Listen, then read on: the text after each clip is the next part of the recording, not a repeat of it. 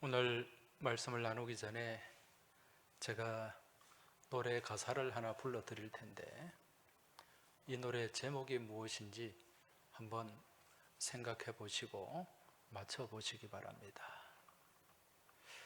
너의 침묵에 메마른 나의 입술, 차가운 내 눈길에 얼어붙은 내 발자국, 돌아서는 나에게 사랑한단 말 대신에 안녕, 안녕, 목매인 그 한마디.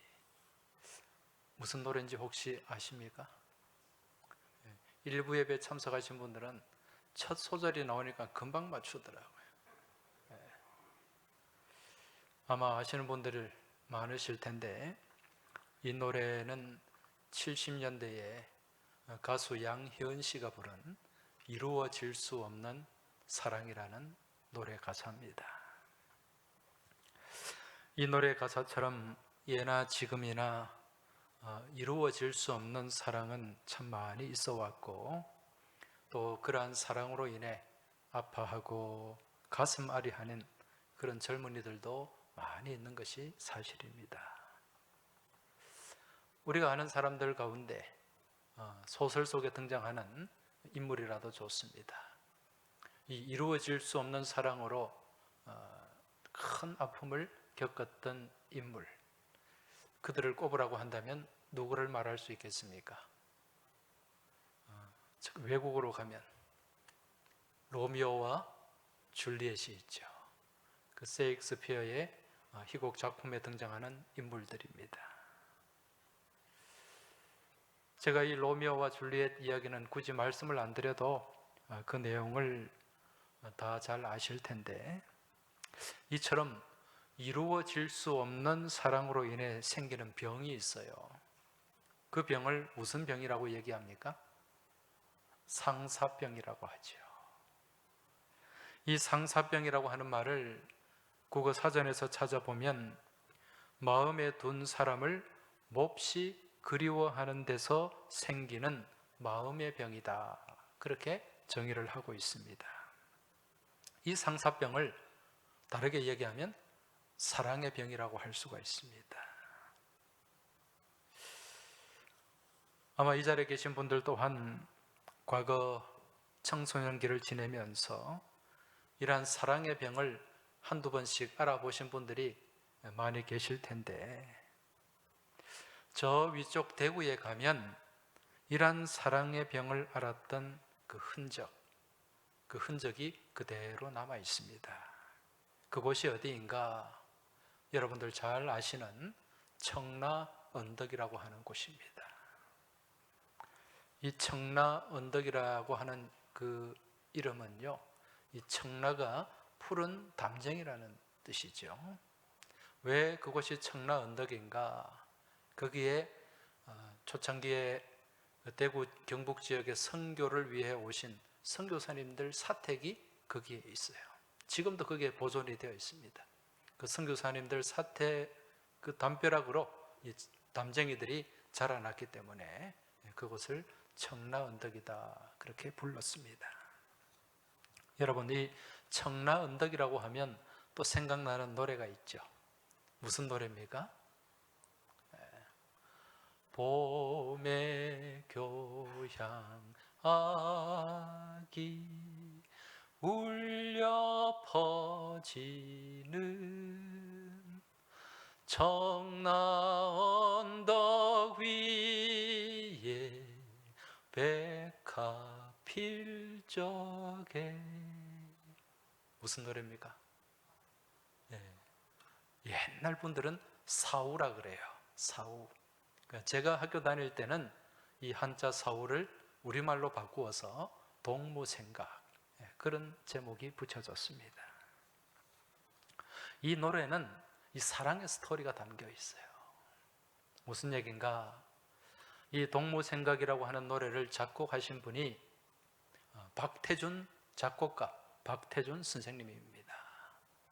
이분이 그 오빠 생각, 그 뜸북 뜸북새, 그런 좋은 노래를 많이 작곡하신 분인데 이분이 그 이 청라 언덕 아래쪽에 있는 학교, 대구 개성학교를 다녔어요. 그때가 일제시대죠. 그 개성학교를 다녔는데 그 개성학교의 건너편에 또 여학교가 하나 있습니다. 선교사님이 세운 신명학교, 개성학교 다 선교사님들이 세운 학교예요. 그래서 이 청라 언덕을 올라와서 이제 개성학교는 아래쪽으로 내려가게 되어 있고 신명학교는 오른쪽으로 가게 되어 있습니다. 근데 그 학교 등교하는 길에 늘 마주치는 예쁜 백화파도 같은 그런 여학생이 있었던 거죠. 3년 동안 늘 그곳에서 마주치곤 하면서 마음에 깊은 흠모함을 품었는데 졸업할 때까지 한 번도 말을 붙여보지 못했어요. 꼭 저 같은 사람인 것 같아요. 그래서 이제 학교를 졸업하고 박태준 선생님은 평양에 있는 숭실학교, 숭실대학으로 이제 공부를 하러 떠나고 또 그 사랑했던 그 예쁜 여학생은 일본으로 유학을 갔다고 합니다. 그리고 그 사랑을 한번 시도조차 못하고 끝이 나버린 거죠. 그 이후에 이제 박태준 선생님이 숭실학교를 졸업하고 마산에 있는 문창학교, 문창학교에서 교편을 잡으셨어요. 그때 같이 교편을 잡고 있던 분이 누구인가? 여러분들 잘 아시는 시조 시인으로 유명한 노산 이은상 선생님. 그분이 같이 교편을 잡고 있었는데 그분한테 자기가 품었던 그 사랑 이야기, 러브 스토리를 얘기를 한 거죠. 그랬더니 이 이은상 선생님이 그 얘기를 듣고 이제 가사를 써줬어요. 그 가사를 쓴 그 내용에 이제 박태준 선생님이 곡을 붙여서 동무생각이라는 노래가 탄생하게 된 것입니다. 그런데 그 지금 청라 언덕, 그 언덕에 가면 그 당시 소년 박태준이 품었던 그 사랑의 병, 그 사랑의 이야기보다 더 진한 사랑의 이야기가 거기에 또 남아 있습니다. 사진을 청라 언덕이 어떤 곳인가 오늘 제가 시청각을 좀 많이 동원할 거예요. 사진을 한번 보시기 바랍니다. 저기가 이제 청라 언덕 지금 표지가 있고요. 뒤에 선교사님 사택이에요. 지금 거기 박물관으로 잘 보존이 되어 있는데 저기 선교사님 사택에서 이제 아마 그 당시에 교향악 음악이 흘러나왔던 것 같아요. 그래서 이 가사에도 보면 봄의 교향악이 울려 퍼지는 청라 언덕 위에 그런 내용으로 흘러가는데 저기가 청라 언덕 선교사님 사택이고 지금도 거기에 비석이 지금 세워져 있습니다. 청라 언덕이라는 큰 돌로 비석을 만들어서 그 박태준 선생님의 러브 스토리를 저기 기록을 해놓고 있고 동무생각이라는 노래 가사를 저기에 새겨 놓았습니다. 제가 말씀드린 것처럼 이곳에 저 박태준 소년의 이 사랑 이야기가 저기에 담겨 있는데 이것보다 더 큰 사랑 이야기가 담긴 장소가 있는데 그곳이 어디인가? 은혜 정원이라고 하는 곳입니다. 청라 언덕에 있어요. 사진을 한번 보시기 바랍니다. 저 은혜 정원 가면은 Garden of Mercy라고 되어 있는데 자비의 정원이라고 할 수도 있겠죠. 여러분 저 정원인데 무엇처럼 보입니까? 그냥 사람들이 앉아서 쉬는 정원이 아니라 묘지죠. 묘지입니다. 저 묘지가 누구의 무덤인가? 초창기에 대구 경북 지역에서 선교했던 선교사님들과 그 가족과 자녀들의 안식처입니다. 대구 지역, 경부 지역을 비롯해서 이 나라 이민족을 누구보다도 사랑했던 그분들의 이제 흔적이 저기에 남아 있는 거죠. 저기에는요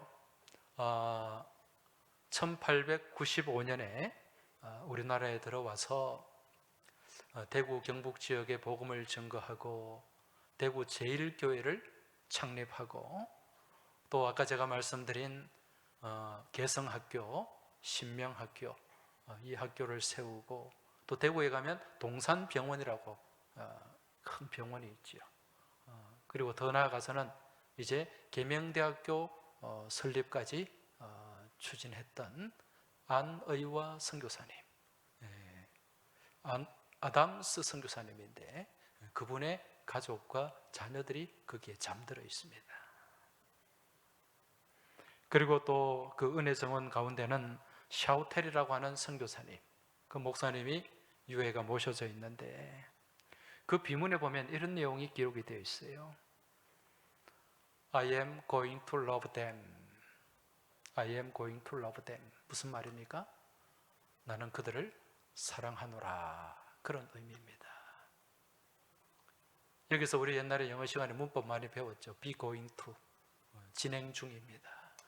지금도 이 나라 이 민족, 천국에서도 이 나라 이 민족을 사랑하겠다는 그 사랑, 의지가 여기에 담겨 있는 거죠. 이를 통해서 정말 죽어서도 이 땅 대한민국을 누구보다 사랑했던 분들임을 우리가 알 수 있다는 것입니다. 이러한 선교사들의 사랑과 희생과 봉사정신을 그대로 물려받아서 지금 대구에 동산병원이 운영이 되고 있습니다. 또 병원뿐만 아니라 학교도 그렇게 운영되면서 많은 인재들을 길러냈습니다. 그래서 지난해 여러분 대구 지역 이맘때 대구에 무슨 일이 있었습니까? 신천지발 코로나 사태가 있었잖아요. 그때 그 어느 병원도 이 코로나 환자 치료를 위해서 병원을 내놓지 않았는데 그 동산병원이 병원 전체를 내놓았어요. 다 코로나 환자들만 받았습니다. 그 흔적, 그 사진을 한번 보여주시기 바랍니다. 코로나 지역 거점 병원으로 무상으로 그렇게 다 내어놓은 것이 이게 선교사님들의 그 사랑과 희생, 봉사정신을 그대로 갖고 있기 때문에 이 일이 가능했다는 것입니다. 지난날 이들 선교사님들이요, 교회, 학교, 병원만 세운 것이 아니라 대구에 또 다른 일들을 많이 했습니다. 그 중에 하나가 무엇인가? 여러분 대구 그러면은 떠오르는 게 뭡니까? 여름에는 굉장히 더워요. 아스팔트가 녹을 정도입니다. 그런데 겨울에는 또 어떻습니까? 굉장히 춥습니다.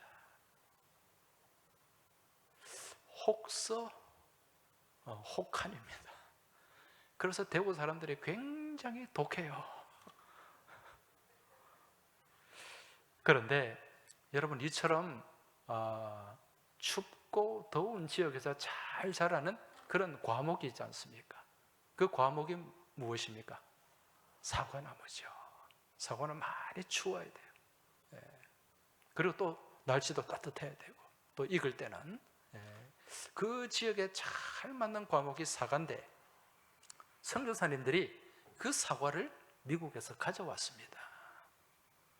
그래서 한때는 대구 지역이 무슨 산지로 유명했습니까? 사과 산지. 대구 그러면 사과였잖아요. 물론 옛날에 우리나라에 사과 비슷한 능금이라는 게 있었습니다. 근데 이 능금은요 사과하고는 비교가 안 됩니다. 그 크기도 골프공만 하고 익어도 별로 먹을 것도 없고 맛도 없는데 이 서양에서 사과나무 묘목을 가져와서 이제 대구 지역에 그걸 퍼뜨린 거죠. 그래서 대구 지역이 사과 산지가 되었다는 겁니다. 그래서 그 청라 언덕에 가면 지금도 그 사과나무에 후손이 심겨져 있어요. 사진을 한번 보여주시기 바랍니다. 저 사과나무입니다. 아버지 사과나무는 돌아가셨고 저 후손 사과나무가 보존이 되어 있습니다. 뿐만 아니라 또 선교사들이 세운 학교, 이 학교에서는요 애국, 애족, 또 민족 의식을 고취시키는 그런 민족 교육을 했습니다. 그래서 여기서 교육받은 학생들을 중심으로 1919년 3월 1일 그날 무슨 일이 있었습니까? 3.1 만세운동이 있었지 않습니까? 그래서 대구 지역의 만세운동을 주도했던 많은 분들이 이 학교 출신들이었습니다. 그래서 지금도 청라언덕에 가면 3.1 만세운동길이 보존이 되어 있습니다. 사진을 한번 보시기 바랍니다. 저기 언덕에 올라가는, 저게 청라언덕 올라가는 길이에요. 저 언덕을 중심으로 3.1 만세운동이 벌어졌던 것입니다. 여러분, 오늘 우리가 무슨 주일로 지키죠? 3.1절 기념주일로 지키고 있습니다. 1919년 당시 일어났던 3.1 운동과 한국교회는 뗄래야 뗄 수 없는 관계를 가지고 있습니다. 왜 그렇습니까? 당시에 3.1 운동의 주체가 누구였기 때문에? 교회와 그리스도인들이었기 때문에. 여러분도 잘 아시겠지만 3.1 운동 주도했던 민족 대표 33인, 그 33인의 절반이 우리 개신교인들이었습니다. 16분이 개신교인들이었어요. 뿐만 아니라 만세운동이 전국 각지에서 일어났을 때 그 만세운동을 주도했던 곳이 교회였고, 그로 인해서 많은 교회들이 불탔고요. 많은 그리스도인들, 목사님, 장로님, 또 교회의 직분자들이 그렇게 끌려가서 모진 고초를 당하고 또 많은 분들이 목숨을 잃었습니다. 그러한 만세운동을 주도했던 분 가운데 여러분 대표적인 분, 떠오르는 분이 누가 있습니까? 당시에 나이 17살 이화학당에 재학 중이던 유관순 열사. 당시에 17살밖에 되지 않았던 이 유관순 소녀가 독립운동에 앞장섰고요. 온갖 일제의 모진 고문과 박해도 머리를 조아리지 않았어요. 그런 힘이 어디서 나왔는가? 그 힘이 바로 신앙의 힘이었습니다. 어릴 때 그 충남 병천, 이 병천이 우리말로 아우네지 않습니까? 뇌가 아우러지는 곳이에요. 그 병천에 매봉교회라는 교회가 있었습니다. 어릴 때부터 그 매봉교회에서 신앙훈련을 받았고, 또 서울의 이화학당으로 가서는 그 이화학당 근처에 있는 정동교회, 그 교회에서 또 신앙훈련을 받았고, 그 가운데 에스더의 그 순교신앙을 본을 받은 거예요. 죽으면 죽으리라.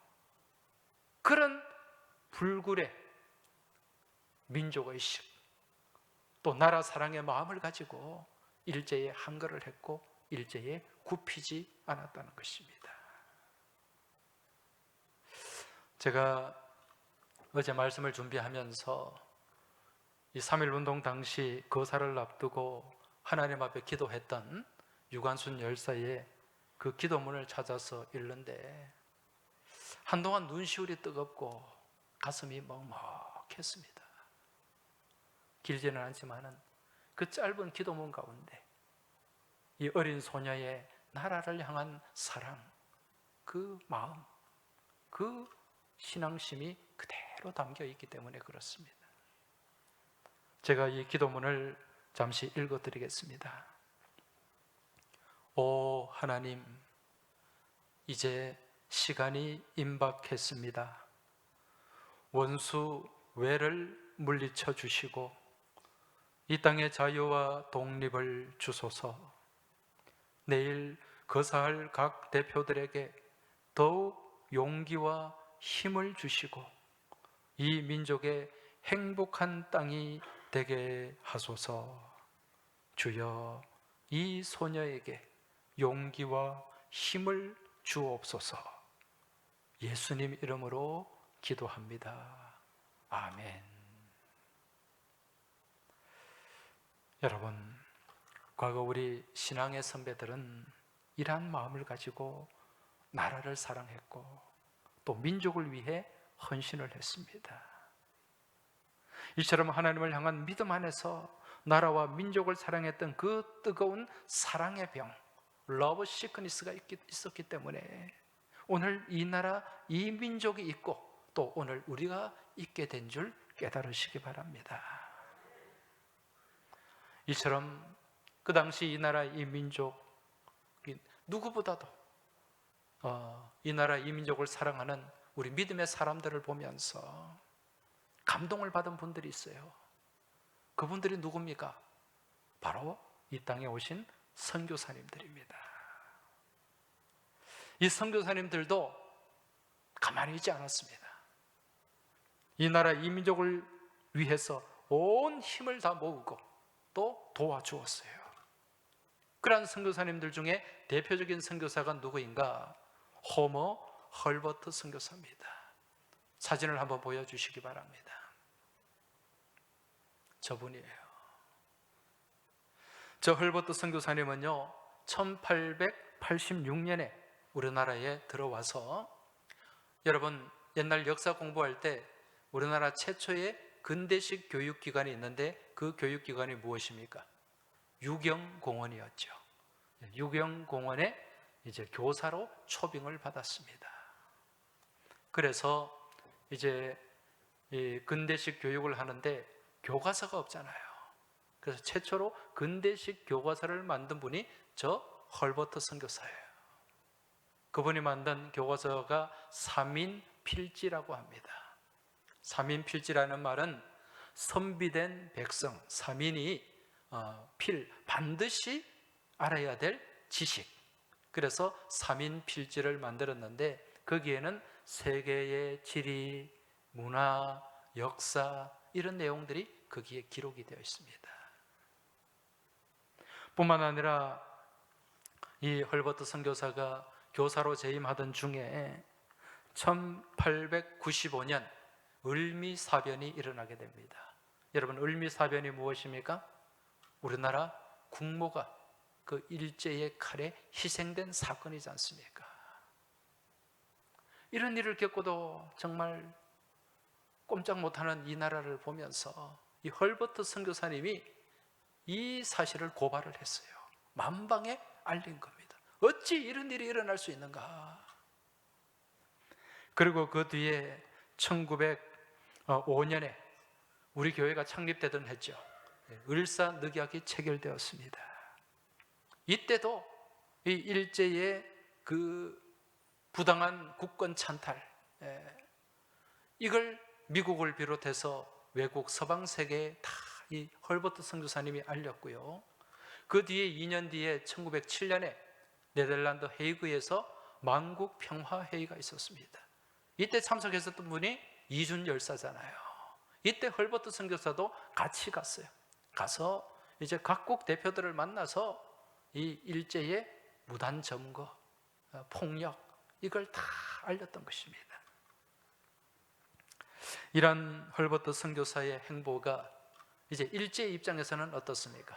눈에 가시거리죠. 그래서 그 이후에 이제 많은 생명의 위협을 강했고 그로 인해서 한국에 들어올 수가 없었어요.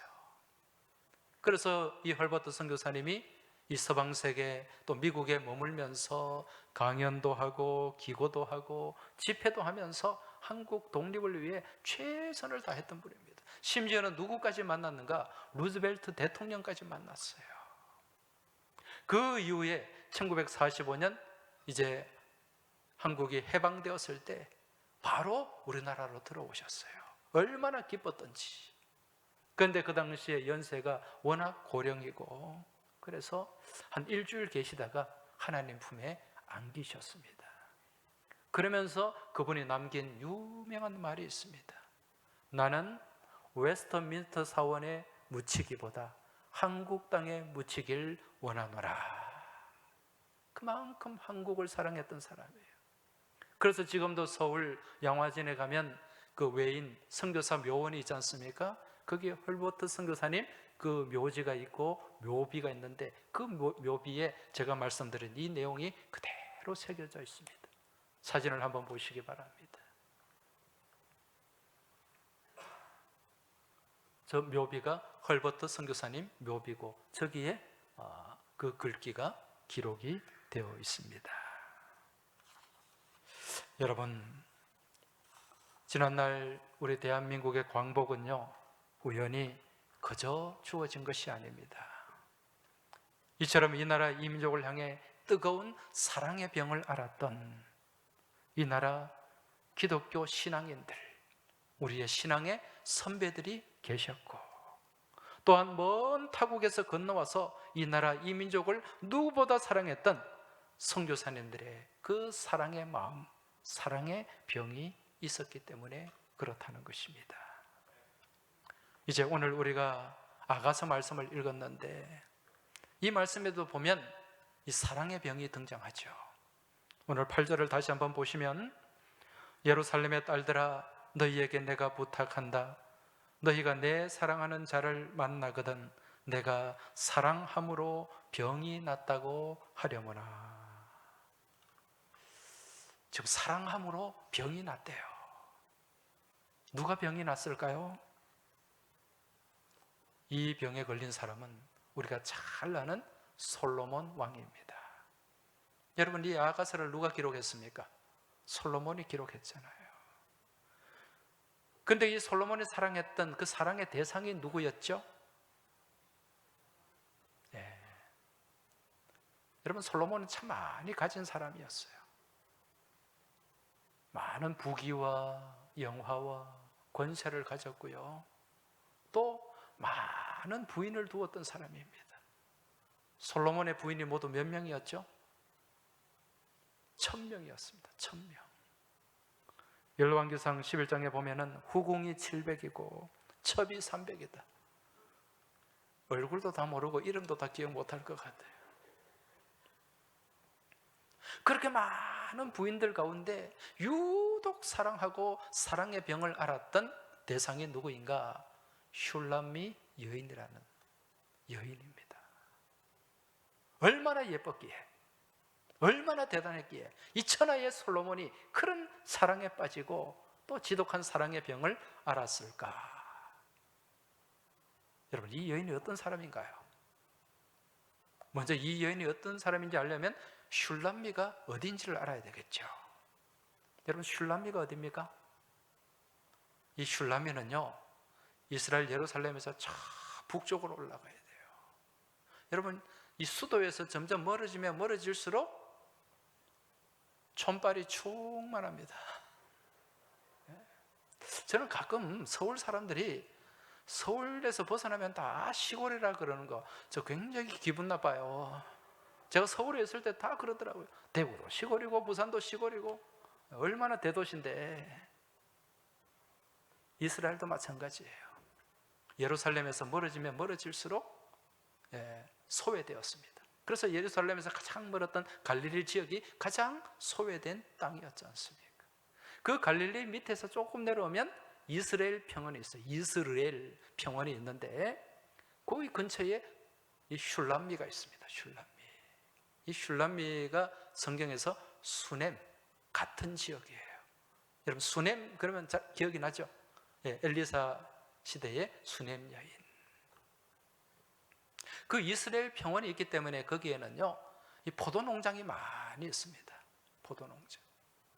이 슐람미 여인은 무엇 하던 여인이었나? 그 수넴 지역에서 포도 농사를 짓던 여인입니다. 아가서 1장 6절에 보면 이 슐람미 여인이 어떤 사람인가를 잘 알 수 있는데, 말씀을 한번 보시면은요, 내가 햇볕에 쬐어서 거무스름 할지라도 흘겨보지 말 것은 내 어머니의 아들들이 나에게 노하여 포도원 지기로 삼았음이라. 자, 지금 이 슐람미 여인이 햇볕에 걸려서 새까맣습니다. 여러분, 아무리 예뻐도요, 시커멓게 햇볕에 걸려 있으면 그 볼품 없어요. 물론 요즘 여성들 뭐 선텐이라는 이런 것도 하지만 그건 고급스럽게 하는 거고, 농사 짓다가 시커멓게 걸려 보세요.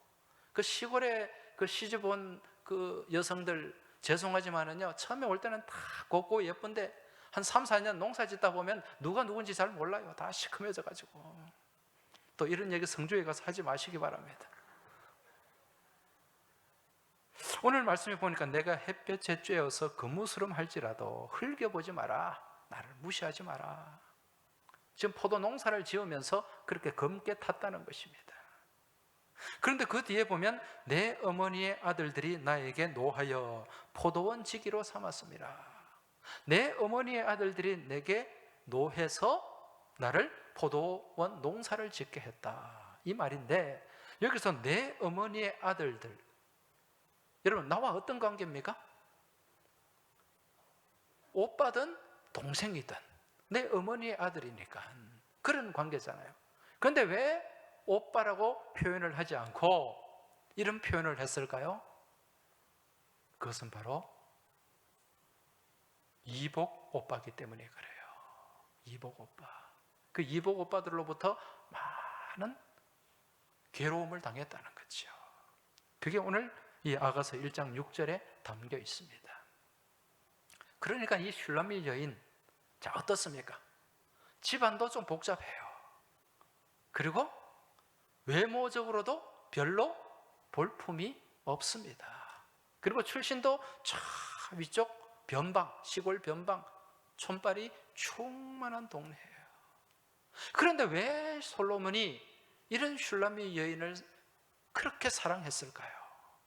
무엇 때문에? 여러분, 이 아가서 말씀은 여기에 영적 메시지가 담겨 있죠. 그냥 뭐 단순한 삼류 연애 소설이 아닙니다. 지금 이 아가서, 이 아가라는 제목, 이게 무슨 의미입니까? 이 아가라는 말은요, 히브리 말로 쉬르 하시림이라는 말인데 노래 중에 노래라는 뜻입니다. 노래 중에 노래. 그래서 영어 성경에 보면 이 아가서 제목을 Song of Song이라고 기록을 하고 있어요. 노래 중에 노래다. 우리가 읽는 성경 아가, 이 한자도 아자가 무슨 아자입니까? 맑을 아자, 우아할 아자를 써서 맑고 우아한 노래다, 그런 의미예요. 자, 그렇다면 이러한 아가서에 실려있는 이 노래 중에 노래는 그저 솔로몬과 슐라미 여인 간에 펼쳐졌던 그런 삼류 유행가 가사와도 같은 그런 천박한 사랑의 노래일까? 그건 아니라는 거죠. 그런 싸구려 사랑 노래가 성경에 실리기 만무합니다. 앞서 말씀드린 것처럼 여기에는 영적인 메시지가 있어요. 지금 이 솔로몬과 정말 보잘것없고 볼품없는 이 슐라미 여인의 이 사랑은 무엇을 나타내는가? 만왕의 왕이신 우리 하나님과 정말 보잘것없고 내세울 것 없고 볼품없는 누구? 나 자신과의 그 사랑을 담은 노래가 아가서라는 것입니다. 그래서 우리 하나님께서 갖고 계신 이 땅의 교회와 성도를 향한 뜨거운 사랑, 그 사랑의 이야기가 아가서에 실려 있는 것입니다. 여러분, 성경에 등장하는 이야기, 이 성경 창세기부터 신약 요한계시록까지 모든 이야기를 한마디로 요약한다면 어떻게 표현할 수 있습니까? 러브 스토리라고 표현할 수 있어요. 사랑의 이야기. 우리 하나님의 사랑의 이야기입니다. 그러한 사랑이 이제 하나님과 우리가 신부된 우리가 이제 결혼 관계로 나타나고 있어요. 무슨 얘기인가? 여러분, 과거에 하나님이 에덴 동산을 창설하시고 그 에덴 동산에 아담과 하와를 지으시고 부부 관계를 맺게 하셨지 않습니까? 결혼을 하게 하셨어요. 그런데 그 결혼이 어떻게 되었습니까? 선악과를 통한 죄가 들어오고 탐욕이 들어오고 그로 인해서 그 결혼이 깨어진 거예요. 불안정해졌습니다. 그래서 아담과 하와는 에덴 동산 동편으로 쫓겨나고 말았던 거죠. 그러한 불안정한 결혼이 언제까지 이어졌는가? 예수님이 이 땅에 오실 때까지. 그래서 이제 예수님은요, 온전한 부부관계 회복을 위해, 회복을 통해서 우리를 구원하시는 그 구원의 과정, 그 과정을 이루시는 분이 우리 예수님이에요. 그래서 성경에 보면 예수님을 우리의 신랑으로 표현을 하지 않습니까? 예수 그리스도가 이 땅에 두 번째 아담으로 오셨어요. 이 땅에 오신 예수님이 여러분 첫 번째 이룬 표적이 무엇이었습니까? 예수님 오셔서 공생애를 하면서 첫 번째 이룬 표적, 가나 혼인잔치, 물로 포도주를 만든 이적이었죠. 이게 무엇을 나타내는 겁니까? 이 가나 혼인잔치, 결혼식입니다. 결혼이에요. 그런데 이 결혼이 포도주가 없음으로 인해서 그 결혼이 깨어질 위기에, 그 결혼식이 엉망진창이 될 위기에 처했는데 예수님이 물로 포도주를 만드심을 통해서 그 결혼을 완성시켰잖아요. 그 일을 위해서 예수님이 이 땅에 오셨다는 것을 우리에게 보여주는 사건이에요. 그래서 마지막 창세기에서 깨어진 그 결혼이 마지막 요한계시록 어린 양의 혼인잔치를 통해서 완성이 되는 그 과정을 성경 전체를 통해서 우리에게 보여주고 있다는 것입니다. 여러분 이해가 되시죠? 이게 다 결혼 또 사랑 이야기입니다. 지금 하나님께서는 본문의 슐람미 여인처럼 정말 볼품없고 보잘것없는 이 땅의 백성들을 위해서 가장 사랑하는 예수님을 이 땅에 보내주셨고, 또 그 사랑 안에서 친히 십자가를 지고 몸 찢고 피 흘려 인류를 구속하게 하셨던 것입니다. 이것이 바로 하나님 아버지의 처절한 사랑의 병이요 또 사랑의 이야기인데, 이런 러브 스토리가 요한복음 3장 16절에 그대로 담겨 있지 않습니까?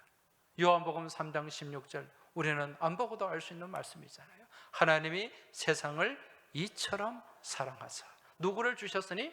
독생자를 주셨으니 이는 그를 믿는 자마다 멸망하지 않고 무엇을? 영생을 얻게 하려 하시니라. 할렐루야. 누구의 사랑 이야기? 우리 하나님의 사랑 이야기, 지독한 사랑의 병을 앓고 계신 하나님의 사랑 이야기라는 거죠. 아울러 하나님께서는 이러한 사랑을 가지고 지난 136년 전에 이 땅에 복음을 전해주셨고, 또 그러한 지극한 사랑 안에서 이 나라 이 민족이 여기까지 오게 된 줄 깨달으시기 바랍니다. 그러한 복음의 은혜 안에서 정말 가장 가난하고 보잘것없었던 이 나라 이 민족이 오늘날 이런 번영을 이루고 하나님 은혜 안에서 이제 강대국의 반열에 올라가게 된 줄 믿으시기 바랍니다. 여러분, 오늘 우리가 3.1절 기념주일, 금년이 102주년입니다. 이러한 주의를 지키면서 우리는 이 땅을 향해 사랑의 병을 앓으셨고, 지금도 그러한 사랑의 병을 앓으면서 우리를 사랑하고 계신 우리 하나님의 사랑에 감사해야 될 줄 믿습니다. 이와 더불어서 이 나라 이 민족을 향해 그토록 처절한 사랑의 병을 앓았던 우리 믿음의 선조들과 더불어서 민족도 다르고 언어도 다르고 혈통도 다른 이 나라 이 민족을 위해서 자신의 목숨까지도 아끼지 않고 내어주고 사랑했던 우리 선교사님들, 그 사랑에 우리는 깊이 감사해야 될 줄 믿습니다. 여러분, 과거의 선교사님들이 정말 가난하고 위험하고 정말 어려운 이 나라에 왜 들어왔습니까? 무엇 때문에? 무슨 부귀와 영화를 누리려고? 이유는 단 한 가지입니다. 사랑했기 때문에 그래요. 하나님께로부터 받은 사랑이 있었기 때문에 그 사랑의 빛을 가슴에 품고 그 빛을 갚고자 하는 마음으로 그 사랑과 믿음과 열정을 가지고 이 나라 이 민족 가운데 들어와서 그렇게 헌신을 했던 것입니다. 그 결과 오늘 우리 이 나라 이 민족이 있게 되었다는 거죠. 이와 더불어서 과거에 우리의 믿음의 선배들은 이 나라 이 민족을 지키기 위해서 누구보다도 뜨거운 사랑의 열정을 가지고 자신의 몸과 마음을 바쳤습니다. 이 하나님께서 이 나라 이 민족 가운데 허락해 주신 자유와 평화와 진리의 하나님 말씀을 수호하기 위해서 최선을 다하는 믿음의 삶을 살았다는 것입니다. 그 결과 오늘 우리 항서교회가 있고 이 자리에 여러분과 제가 있게 된 줄 믿습니다. 이제 우리는 이러한 사랑을 가지고 이제 이 사랑의 병을 우리 가슴에 품고 우리는 이 나라 이 민족을 더 사랑하며 그 사랑하는 나라를 후손들에게 물려주어야 될 줄 믿습니다.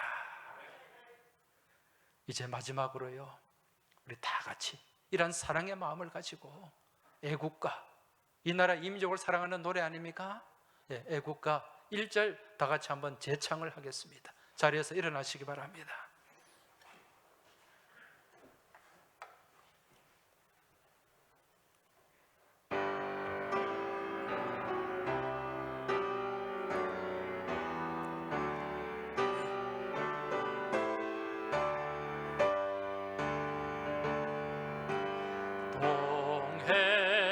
동해물과 백두산이 마르고 닳도록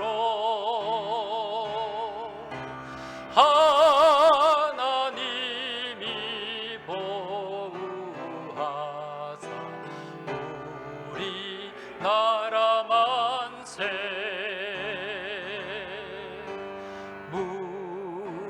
무궁화 삼천리 화려강산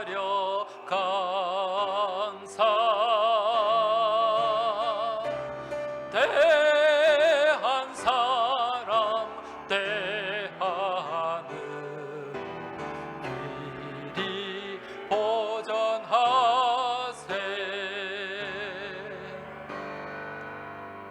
기도드리겠습니다.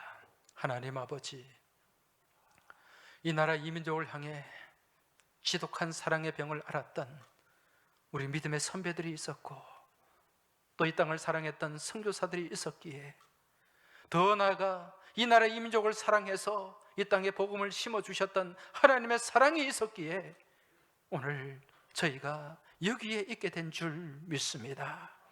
아버지 하나님, 이 나라의 자유와 평화를 수호하기 위해서 정말 많은 믿음의 선진들이 목숨을 바쳤는데 이 시대에 우리가 이 자유와 평화를 지켜내게 하여 주시옵소서. 그리고 더 복된 믿음 안에서 번영하는 나라, 번성하는 나라를 우리 후손들에게 물려주게 하여 주옵소서.